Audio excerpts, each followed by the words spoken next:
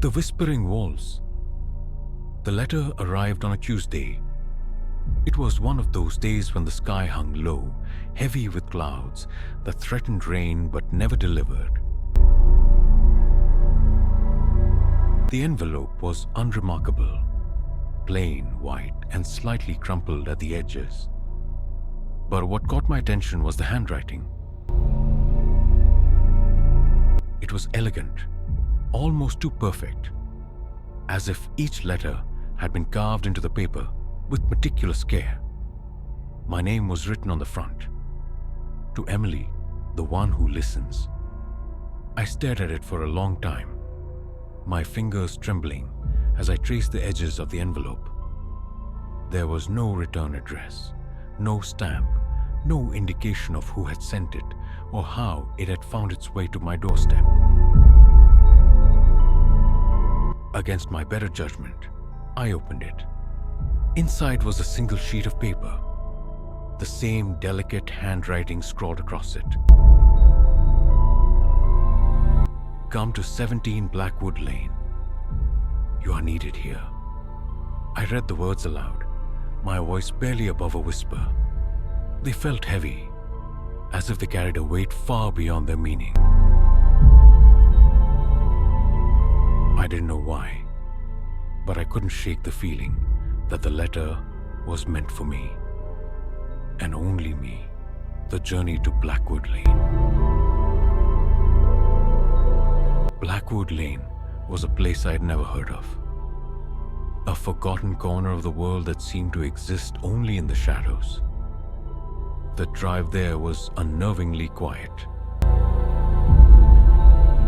The kind of silence that presses against your ears and makes you question if you've gone deaf. When I finally arrived, the house stood before me like a relic of another time. Its windows were boarded up, its paint cracked and peeling, and the air around it felt wrong. It was too still, too heavy, as if the house itself was holding its breath.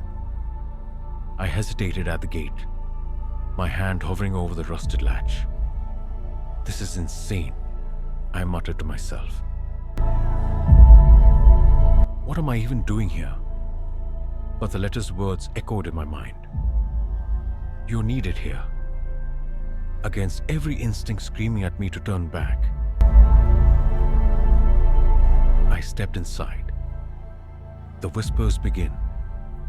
The moment I crossed the threshold, the air changed. It was colder, denser, and carried a faint scent of decay. I took a cautious step forward, the floorboards creaking beneath my feet. That's when I heard it. A whisper. At first, I thought it was the wind, but there was no wind. The house was sealed tight, its windows covered, its doors closed. Yet the whispers persisted, soft and indistinct, like voices speaking just out of earshot. Emily, you shouldn't have come.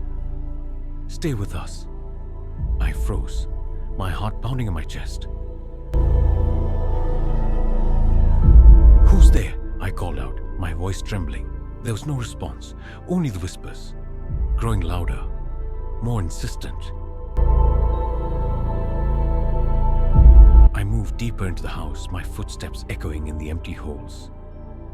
The whispers seemed to come from everywhere and nowhere at once, swirling around me like a chorus of ghosts. The mirror. At the end of the hallway, I found a small room. Its walls were bare, its floor covered in a thick layer of dust. In the center of the room stood an old, ornate mirror. Its frame was tarnished, its glass clouded with age. I approached it cautiously, drawn by some inexplicable force. As I stared into the mirror, I realized something was wrong. The reflection wasn't mine. It It was a woman, her face pale and gaunt, her eyes hollow and lifeless.